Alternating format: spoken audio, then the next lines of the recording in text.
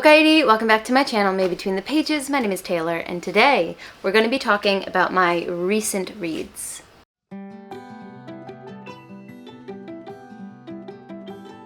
It's not quite the end of May, and I was originally going to wait until the end of the month to film this as kind of a wrap-up situation, but I realized that it has been probably since the beginning of March that I talked about what I've been reading recently that's outside of a vlog.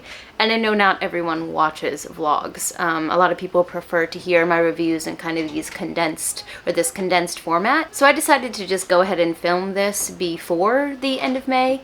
And then we'll just add the books that I read at the end of the month to my wrap up in June. Or maybe I'll just start kind of doing this recent read style where I talk about what I've read for the last couple months.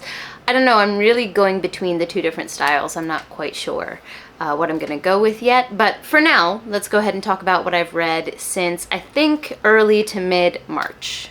The first one that I finished was The Poison Song. This is the third book in the Winnowing Flame trilogy.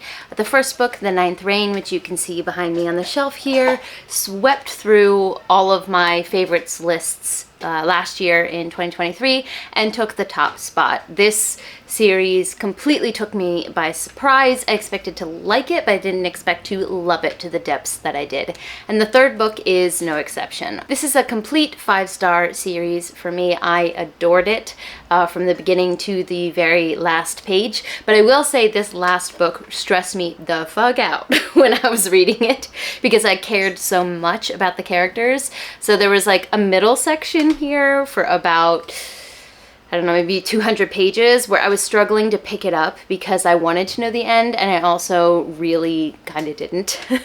The unique and interesting world building that Williams put into this world is continuous throughout the entire series. The last book also introduced some different world building aspects that fitted very nicely in with what we already knew, but it was still a pleasant surprise. Williams also leaves some things unexplained or left unturned, which I think can really bother some people, but for me, especially the more that I get into translated Japanese fiction, that bothers me a lot less. But I do think that that was a purposeful choice by Williams. She wanted to leave some of these stones unturned to allow you to come to your own conclusion. So while I do think that could be a negative for some people, it wasn't for me. I loved it.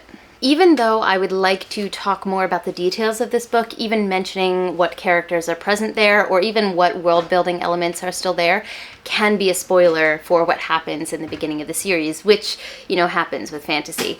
But I do plan to do a spoilery live with Aubrey over on Bookish Blackwell within the next month or two. She's being so kind and flexible and waiting for me to be able to find time that we can do this, but we definitely plan to. So you can hear more spoilery thoughts during that. And then eventually I do plan to make a should you read or why you should read video about this series where I'll do spoiler and non-spoiler thoughts. So I'll get more into my thoughts when I make those videos. But for now, just know that this was a stressful, amazing end to the journey, and this is a 5-star series for me. I adore it.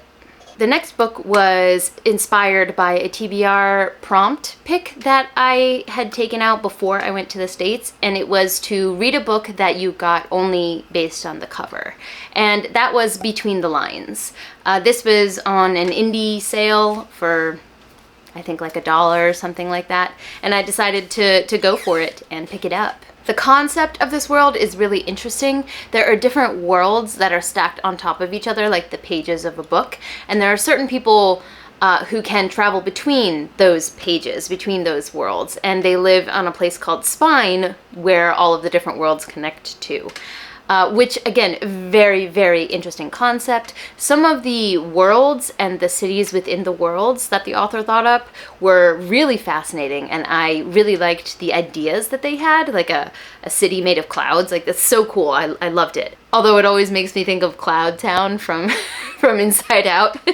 It didn't have those vibes at all, but that's always what I thought of. I think the concept is great, but for me, the execution just did not come through. There were a lot of world-building elements that were introduced, but were never fully explained to the point where I could really engage with that aspect of the story. Like, there are these things called elementals, of course, you know, that represent the elements or whatever. But if you were to ask me how they slot into this world or what they have to do with the overall structure, or I'm really not sure, but they were mentioned a lot. But I couldn't explain it to you. And I found that there were a lot of things like that throughout this story that just made me feel not immersed in the world. I also felt like there were some internal inconsistencies with the way that different things were handled. So, for example, there's this one scene where our main character, who, by the way, is like this private investigator who's kind of broken off for the government entity, also really cool concept, but she has this fire elemental with her, goes to the market and basically burns down a whole corner of the market because the fire elemental doesn't know how to control themselves or doesn't really know, you know, how to interact with a world that's not made of fire. And then she just like pays off the people after burning down a whole section of the market, and like that's swept off, like, okay, that's fine.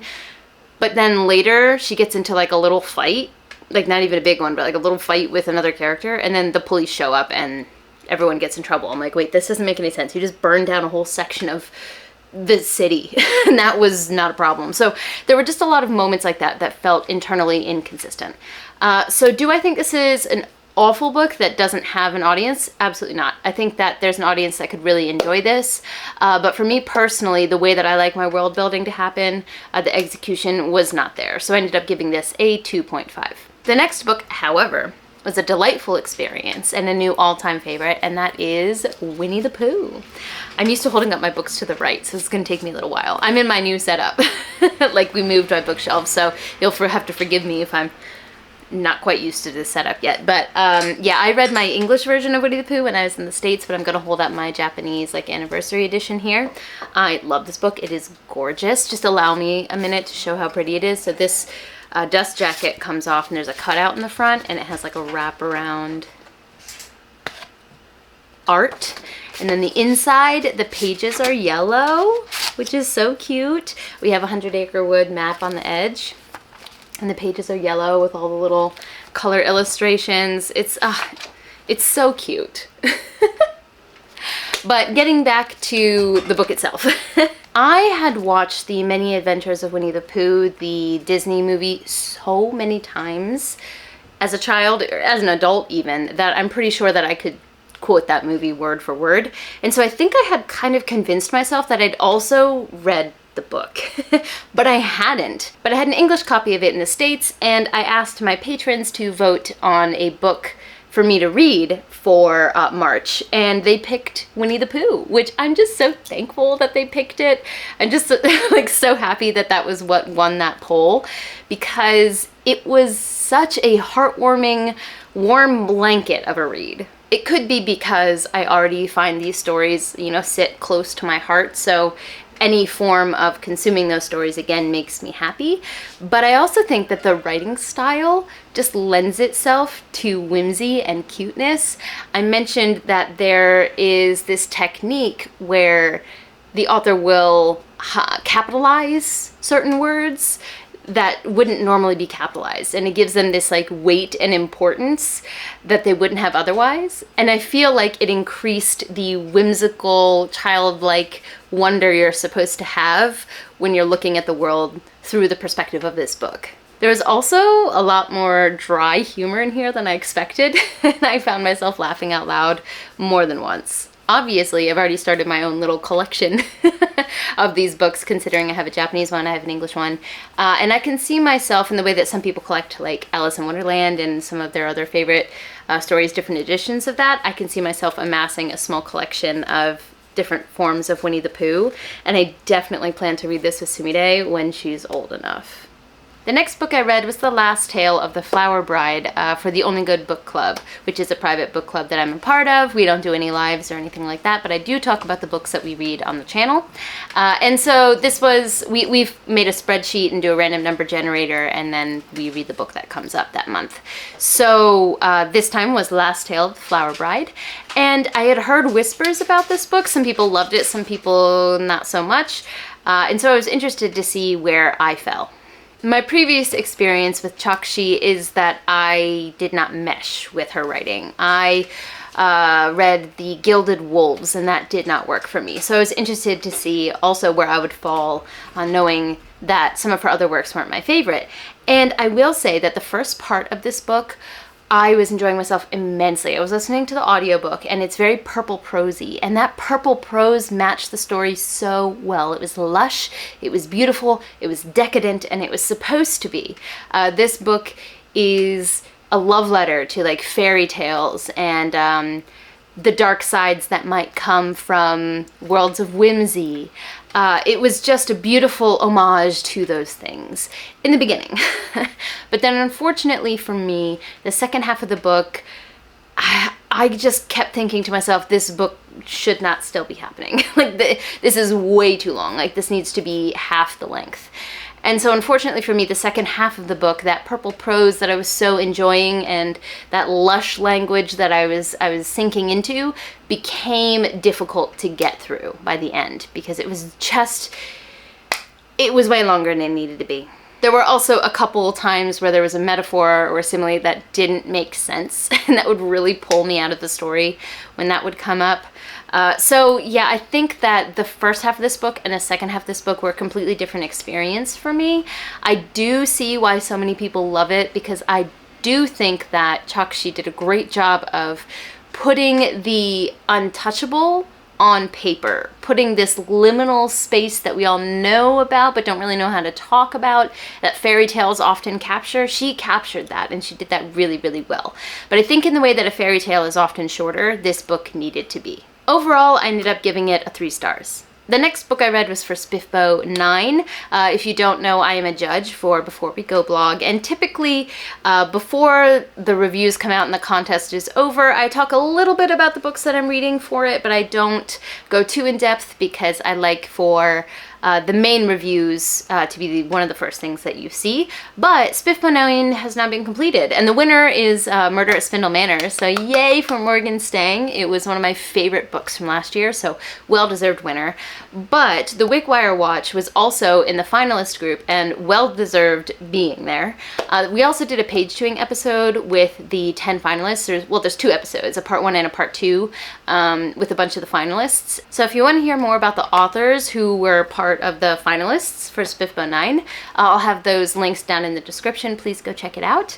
But getting back to the Wickwire Watch, this was a really, really fun read. Since the competition is over, I'll just say all of my thoughts. I really enjoyed the fast pace of this book. Well, here's the thing. It's fast paced in some ways and slower in the sense that we get to spend time with characters and others. There was a consistent urgency to the plot that kept it moving, but we did have some downtime with the characters that had us get to know them, which I think is really important for the payoff at the end, because this book really plays with how do you know who is a villain, who is a hero. It really depends on the perspective of the person you're hearing the story from. And this book really plays with that idea of information and knowing where you get it from and how that can really change a story, which I think is a really important theme for people to be open with and talk about. So I really liked that theme as part of this book. I also really liked the otherworldly magic aspect of this book as well. I thought that it was different, and I hadn't really read anything like that before. Also, I really enjoyed the perspective of our main point of view character, which is a plucky, young, sassy boy. Reminds me very much of a young Locke Lamora. And I found myself frustrated with him, but also rooting for him at the same time. The Wickwire Watch was a really fun ride. I read it very quickly, and it was well deserving of being in the finalists. And I ended up giving it 4 stars. Next, we have Yumi and the Nightmare Painter. Now, unfortunately, I don't have my beautiful edition to hold up for this one because that is in the States. I started reading it in the States, and then halfway through reading it, I returned home to Japan, so I finished it via ebook. And I can see why this is a lot of people's favorite secret projects. Trust still takes the cake for me. I ended up giving Yumi about 4 stars, but there were a lot of things that I really adored about the story. Some of those things were the themes that Sanderson tackled, which is forgiveness, art, and how art is just so key and integral to the human condition and why we are an important part of that equation.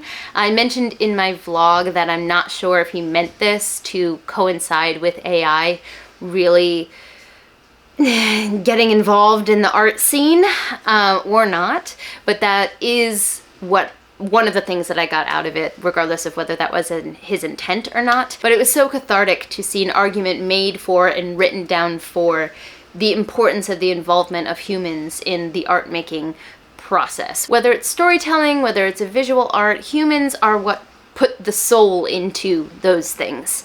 And Sanderson made a very compelling case for that in his book, so I really enjoyed that theme. Of course, as always, Sanderson killed the world building. I was so invested in this time and this place that we were set in. I needed to know more about it. I mean, we've got floating trees, floating plants, a planet where heat comes up through the ground. We've got a world that is in perpetual darkness, that lives via these bright lines of neon lights that provide them with their energy. It's so unique, so interesting. Sanderson always excels at that, and so I was eating that shit up.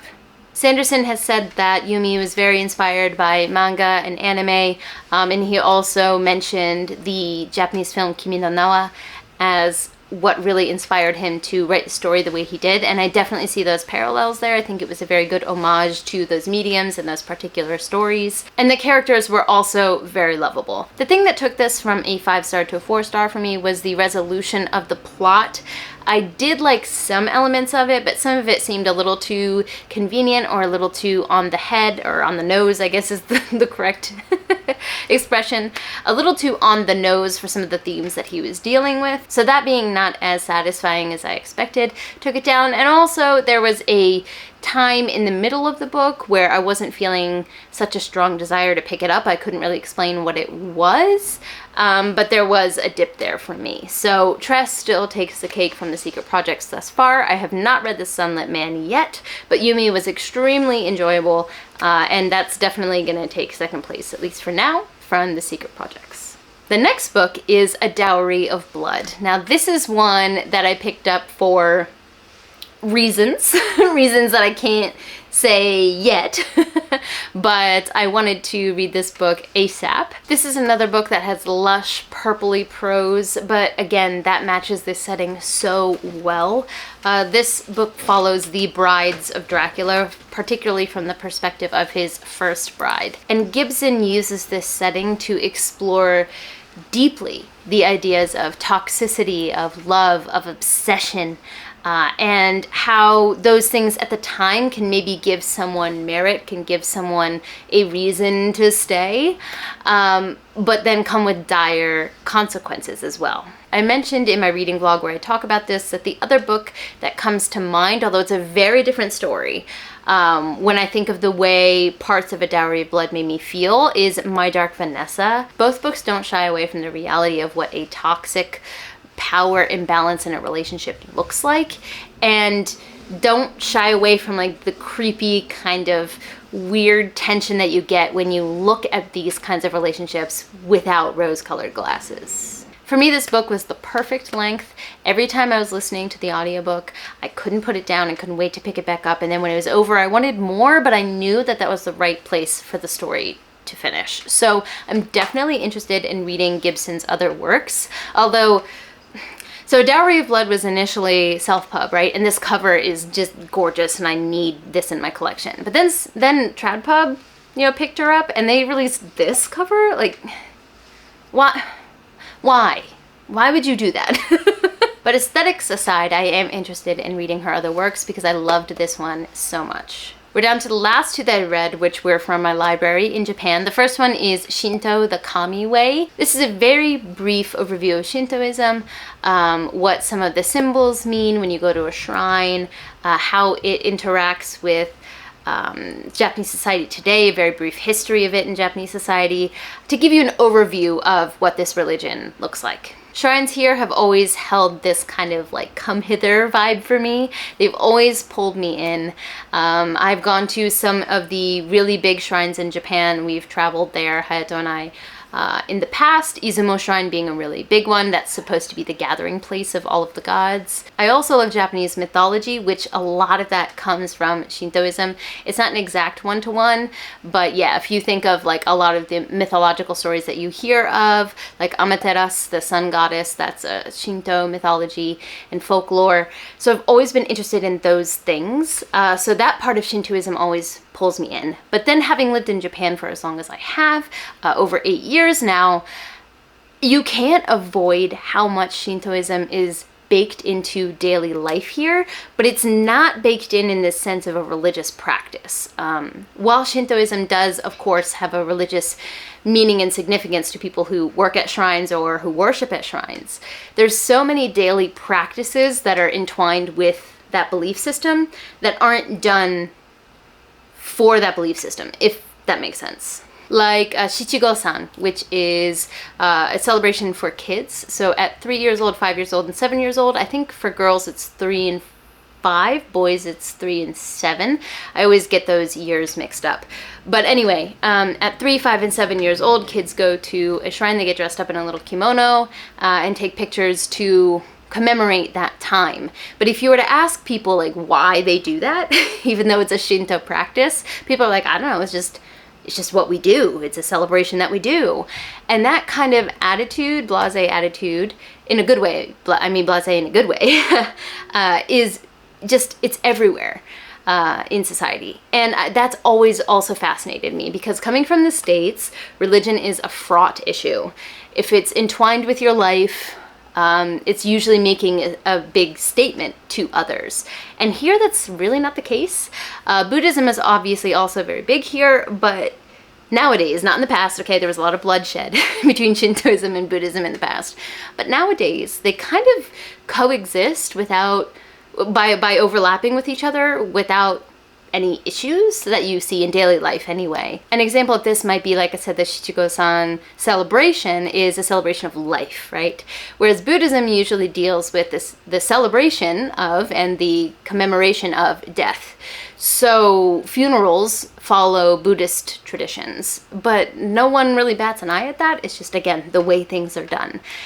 And I don't know, I'm so interested in the intersection between those things. So that wasn't me talking about the book so much, but that's me explaining why I enjoyed this book as much as I did. I don't think it's a book that's like fantastically written and everyone needs to go read it, but if you're interested in Shintoism as a concept and want to know some of the basics about it and some comments about how it shows itself in daily Japanese life, this would be an interesting book for you, I think. Speaking of mythology and folklore, I'm working on the next installment of that series that I did on my channel for so many years. I miss doing it so much. If you don't know, I have a playlist of videos where I go through Japanese folklore and yokai. Like, I kind of alternate between the two and tell you guys about it and how I see it manifest in life here. And I'm so excited that I'm working on the next one. I'm working on Urashima Taro.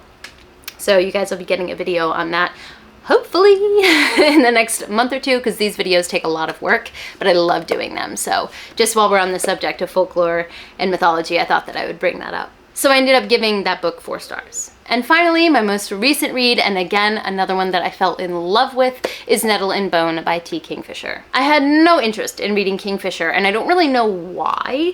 A lot of people have been screaming about her work for a long time, and dark fairy tales are very much up my alley, so I don't know why I wasn't intrigued by her works. But then when I went to the library to return some of my daughter's books, whoopsie, you know, my hand slipped, and ended up checking out a couple books myself, this being one of them. I figured if it made it all the way to Japan to the library nearby, I don't know, it's a sign, maybe I should pick it up. And what a sign it was. I am obsessed. I adore this book.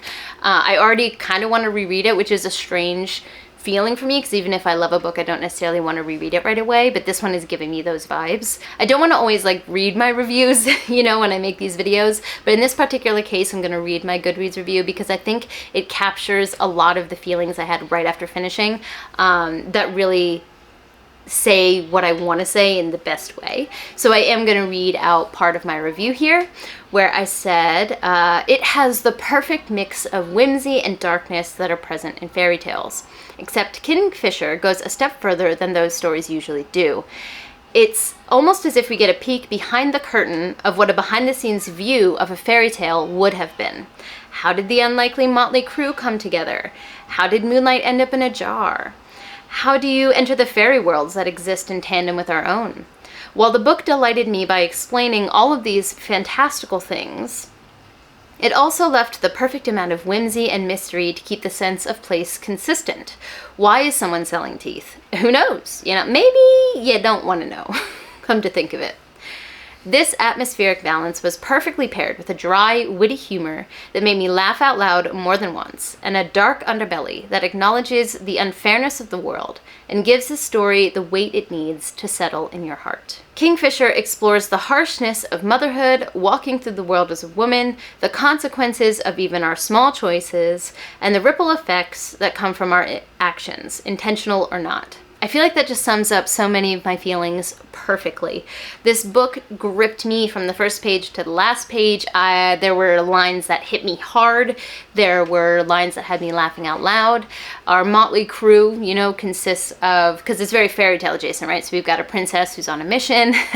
We've got a grave witch who is my favorite character. I love her. And the grave witch's possessed chicken. Love that for her. There's a disgraced knight who's also there, and then a fairy godmother who is not what you would expect from that type of character. Just the way that those characters interacted with each other brought me so much joy. So I definitely want a copy of this for my bookshelf for the future. I know Kingfisher is popular enough that there's got to be some fancy, pretty special editions out there somewhere. So I'm going to be on the hunt for that for sure. Because like I said before, I think this is going to be a great book to reread. Obviously, I gave this 5 stars. It's a new all-time favorite. Now, usually I don't talk about what I'm currently reading, but considering it's been so long since I've updated you guys, I'll give you just a brief summary of what my eyes are currently on. The first one is Of Darkness and Light by Ryan Cahill. I'm waiting for it to show up on my Kindle. There we go. I have been meaning to do a buddy read of this with Shelley from Shell Space for months now, because this was a priority series for me to finish this year, and we're finally doing it. So I think I am 35% of the way through, so I'm working my way through that. And then my audiobook is The Last Argument of Kings. I know that I was like kind of a hater in the first book, and I kind of stand by that. Okay, The Blade itself isn't that good in and of itself, but when you combine it with the rest of the series, I'm 90% of the way through the audiobook. Damn good. Abercrombie is definitely a character magician, and I see what people are talking about now. So like I found myself laughing, like actually genuinely cracking up listening to the audiobook, and my husband's like, yeah, right? And I'm like, yeah, I'm fine, just laughing by myself, don't mind me. But yes, I am almost finished with this, and I'm loving every second of it. And the next book I'm going to pick up is On the Origin of Species and Other Stories by Bo-Young Kim. This is another book for the Only Good Book Club. I ordered a physical edition of this, and it took way longer to get here than expected. It came all the way from the States. I assumed there was an ebook of this, and there was not, so it took a minute to get to me. But I am very excited to finally pick this up. It's a translated collection of Korean short sci-fi stories. Korean sci-fi short stories. There we go. The words were in the wrong order there. And then the other one from the library I'd like to get to before I return it, but I'm not sure that's going to happen at this point, but that is The Stone Sky by N.K. Jemisin. I want to finish the Broken Earth trilogy so badly. Because I really enjoyed the 5th season and the Obelisk Gate, and I really want to get to this. So I'm hoping I can at least extend my what's the word I'm looking for? Extend my hold on this. We'll see. But yeah, those are the 2 that are on my radar to pick up next. Ooh, I haven't filmed a sit-down video in a hot minute. I'm not used to it. So this is a bit longer, I think, than it needs to be. But either way, let me know in the comments down below what you are currently reading, what you're thinking of picking up next. If you read any of the books that I talked about, I would love to hear your thoughts on them. Let's chat in the comments down below. Don't forget to like, subscribe, and click that bell. I'd love to have you as part of this community, and I appreciate it. But for now, I'm gonna head out. Jane!